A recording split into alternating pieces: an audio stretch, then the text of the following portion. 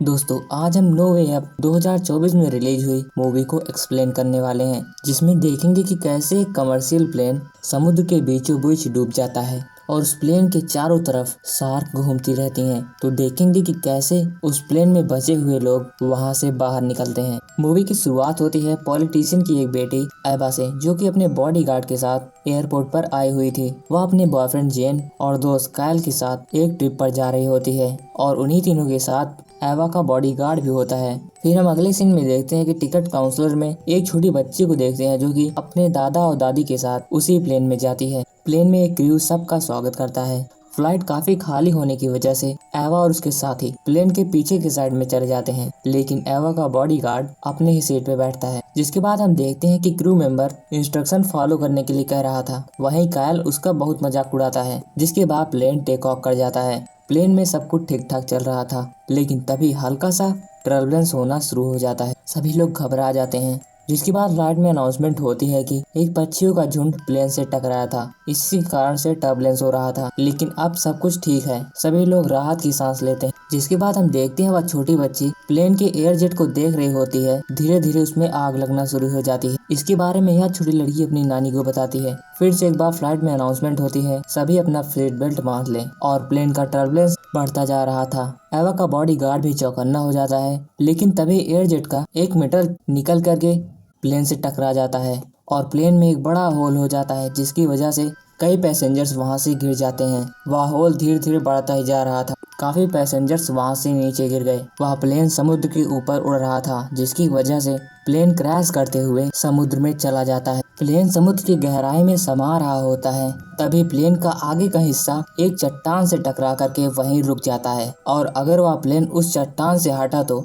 वह समुद्र की इतनी गहराइयों में जाएगा कि कोई भी बच नहीं पाएगा। प्लेन की आगे के कंपार्टमेंट में पानी भरना शुरू हो जाता है। आगे के काफी पैसेंजर्स मारे भी जाते हैं। एवा और उसके साथी और कुछ पैसेंजर्स पीछे ही कंपार्टमेंट में बैठे थे, जिसकी वजह से उसकी जान बच जाती है। और वहाँ पे धीरे धीरे पानी भरता जा रहा था। एवा को लगा कि उसका बॉडीगार्ड भी मर गया होगा, लेकिन उसका बॉडीगार्ड उसी बच्ची को बचा करके ले आता है, और उसके साथ उसकी नानी भी होती है। बच्ची, जिसका नाम रोज होता है, वह अपने नाना के बारे में पूछती है, लेकिन बॉडीगार्ड बताता है कि वह बच नहीं पाए। बॉडीगार्ड सबको संभालता है और प्लेन के क्रू को कहता है, जाकर पीछे के देखो, कोई ऐसी जगह तो नहीं है जहाँ से पानी आ सके। और वह बताता है कि यह कंपार्टमेंट वाटर प्रूफ है और वे सभी काफी समय तक के लिए यहाँ जिंदा रह सकते हैं। एवा प्लेन में नेटवर्क ढूंढती है, लेकिन वहाँ पर नेटवर्क भी नहीं होता। तभी एवा बताती है कि साइड में जो होल हुआ था वहाँ से हम बाहर जा सकते हैं, लेकिन बॉडीगार्ड इसके लिए उसे मना करता है। तभी क्रू बताता है कि हादसे के पहले जरूर पायलट ने एयरपोर्ट पर कांटेक्ट जरूर किया होगा और रेस्क्यू टीम आती ही होगी। जल्दी वे सभी वहां से बाहर निकलेंगे, लेकिन उस कंपार्टमेंट में ऑक्सीजन कम होने के कारण उनके लिए सरवाइव करना मुश्किल हो सकता था। क्रू जाकर पीछे देखता है, वहाँ 2 ऑक्सीजन सिलेंडर होते हैं, लेकिन वे दोनों ही खाली थे। तभी नानी बताती है कि वहाँ पर एक आदमी ऑक्सीजन सिलेंडर लेके बैठा था। जिसके बाद बॉडीगार्ड वहां जाने के लिए तुरंत तैयार हो जाता है। बॉडीगार्ड प्लेन के आगे के हिस्से में चला जाता है। उसे ऑक्सीजन टैंक मिल जाता है। जैसे ही वह उसे लेकर के होल की ओर से जा रहा होता है, तभी एक शार्क उस पर हमला कर देती है।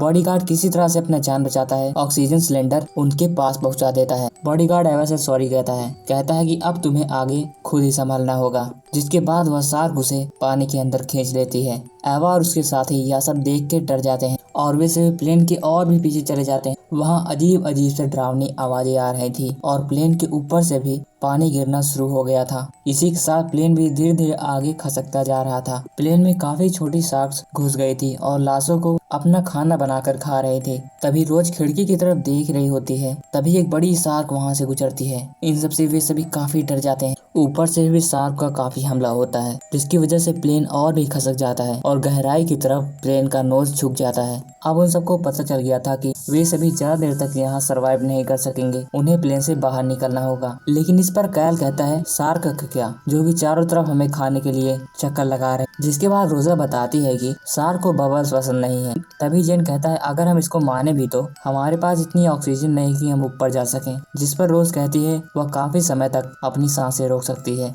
और उसकी नानी चैंपियन स्विमर हैं। जिसके बाद कायल बताता है कि मैंने एयरपोर्ट पे कुछ पैसेंजर्स को देखा था जिसके पास स्विमिंग का सामान था। अगर वह स्टोरेज रूम में पहुंच जाए तो उस सामान को लेकर के वहां से निकल सकते हैं। इसके बाद हम देखते हैं एक हेलीकॉप्टर जो कि पानी के सतह के ऊपर उड़ रहा है। वह प्लेन एवा की तरफ से आया था। क्योंकि उसके पापा एक बड़े पॉलिटिशियन थे। वह रेवा के साथ साथ सभी पैसेंजर्स को रेस्क्यू करने आए थे। वहाँ पर वह प्लेन की पार्ट्स को देखकर समझ जाते हैं कि क्रैश यहीं पर हुआ हो, इसीलिए दो डाइवर्स पानी में कूद जाते हैं। डाइवर्स को काफी नीचे आने के बाद वह प्लेन दिखाई देता है। उनमें से एक डाइवर्स प्लेन के बाहर से उन सभी को देखता है और एक प्लेन के अंदर आने की कोशिश करता है। रेवा और उसके साथी उसको यहाँ आने के लिए मना करते हैं कि बाहर शार्क है, लेकिन वह उनकी बात नहीं समझता। तभी शार्क पीछे से हमला कर देती है और अंदर भी आया आदमी उसके ऊपर भी शार्क हमला कर देती है। दोनों की चीख समझकर ये समझ जाते हैं कि दोनों डाइवर्स मारे गए। रेवा का बॉयफ्रेंड देखता है कि पानी में कोई हलचल नहीं है और वह समझ जाता है कि शार्क यहाँ पर नहीं है और वह डाइवर्स के ऑक्सीजन सिलेंडर को लेने के लिए नीचे जाता है। तभी उसका पाँव फिसल जाता है और वह गिर जाता है। एवा इन सबसे काफी डर जाती।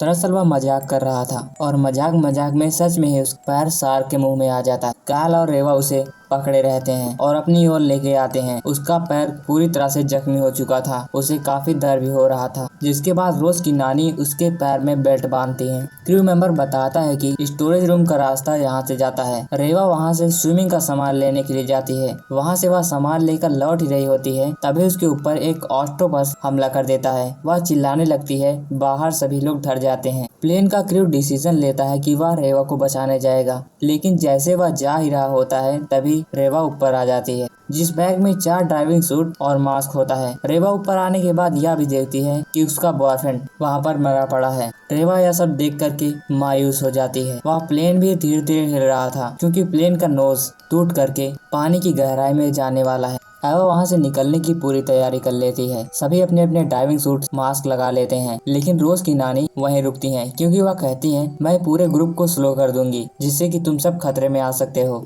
नानी एवा से कहती हैं, तुम रोज का ध्यान रखना। जिसके बाद नानी अपने आप को वॉशरूम में बंद कर लेती। एवा और रोज बाहर निकलते हैं। तभी एवा के सामने एक शार्क आ जाती है। जैसा कि रोज ने बताया था कि शार्क बबल से भागते हैं। रेवा उनके मुंह पर ऑक्सीजन के बबल फेंकती है। शार्क वहाँ से भाग जाती है। एवा के पीछे क्रू था और क्रू के पीछे कायल था, लेकिन कायल वहाँ डर के मारे आ ही नहीं रहा था। कायल को वापस लाने के लिए क्रू उसके पास जाता है, लेकिन तभी शार्क कायल के ऊपर हमला कर देती है और इधर रोज और एवा उन दोनों का इंतजार कर रहे होते हैं। उनके पास एक ही ऑक्सीजन सिलेंडर था और बारी बारी से वे सभी ऑक्सीजन ले रहे थे। रेवा उन दोनों को ऑक्सीजन सिलेंडर के सहारे ऊपर जाने के लिए कहती है और वे दोनों ऊपर चले जाते हैं, लेकिन रेवा जैसे ही ऊपर जा रही होती है तभी उसके सामने शार्क आ जाती है और वह फिर से प्लेन के अंदर चली जाती है। शार्क के वापस जाने के बाद रेवा बाहर निकलती है, लेकिन फिर से एक शार्क वहाँ पर आती है और प्लेन भी धीरे धीरे खिसक के गहराई में जाने लगता है। काफी ढूंढने के बाद एवा को प्लेन से बाहर निकलने का एक रास्ता मिलता है, जिसके बाद वह अपने जैकेट का नोजल खोलती है। जैकेट में हवा भर जाती है और वह ऊपर चल जाती है। ऑक्सीजन न होने के कारण वह रास्ते में ही बेहोश हो जाती है। पानी के ऊपर आने के बाद उसे होश आता है और वह देखती है कि वहाँ पर कोई नहीं था। उसे लगा कि वे दोनों भी मर गए होंगे।